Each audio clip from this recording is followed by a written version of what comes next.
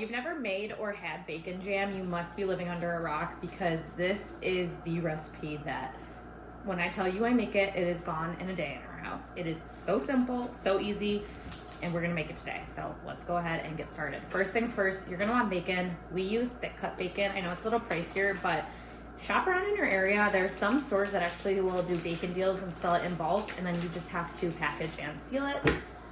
Or get a pig. Hint, hint, husband, if you're watching this while editing.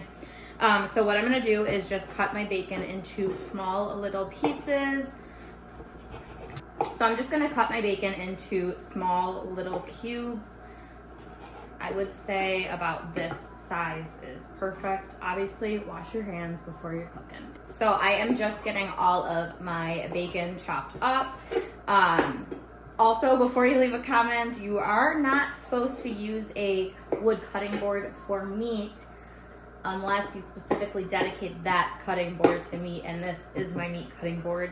I have a whole other wall of cutting boards. I can actually share that project in a short as well, but all of those cutting boards I use for other things like fruits and veggies. Anywho, back to the task at hand. So I am just gonna put this all in a mason jar when I'm done making it. So I have one set aside, but first we gotta get it all cut up. Then all you're gonna do is put your bacon into a pan and put it on the stove until the bacon is cooked. So however long that takes, I'm gonna go ahead and get this started. While the bacon cooks, I'm just getting the next ingredients that I'm going to cook in the pan ready, which is an onion, and it's supposed to be a shallot, but I don't have a shallot, so I'm gonna use the whiter end of a green onion. The onion's also supposed to be a white onion.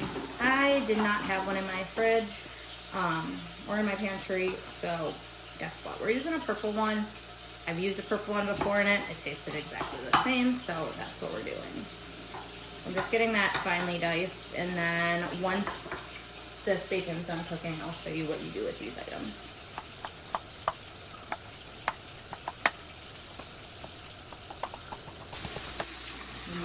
It always reminds me of my grandma's house. She always made us breakfast on Sunday mornings when we sleep over.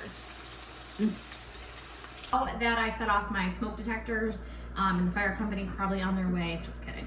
I'm just going to get all of the cooked bacon out of my pan. I'm just using a slotted spoon, and I'm gonna put the bacon aside in a container, and then we will get into the next step. You're gonna leave the bacon grease. Some recipes say to leave just half of it. I like all of it. Greasier the better. Not for our stomachs, but sounds good.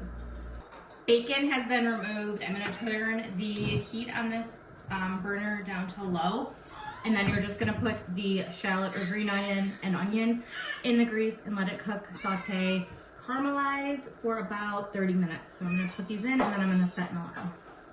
So my onions are caramelized to the point they honestly look like bacon. So I just turned off the heat, and I'm going to add my bacon back in.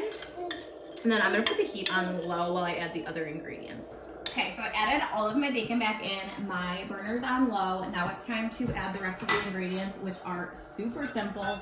It is just going to be a half a cup of coffee. I just brewed coffee this morning, and I'm using what was left in the pot. And it is a half a cup of apple cider vinegar. I'm gonna turn that off for now.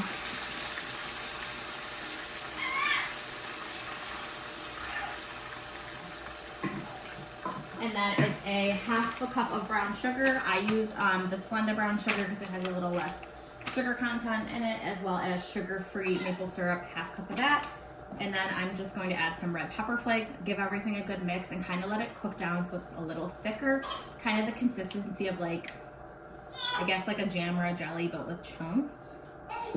So once all your ingredients are added and you let it simmer on low for just a couple minutes, just so it can thicken. Honestly, you could probably turn the heat off too. It does not look pretty at the present moment. Looks like sludge that you would not want to eat, but I promise once it thickens and you put it on like a burger, so good. So 10 slices of bacon. I got a jar and a half. I'm gonna let this cool, and then it'll kind of solidify more as it cools. I'm gonna put these in the fridge once they're cool, and we will enjoy them on burgers or breakfast sandwiches.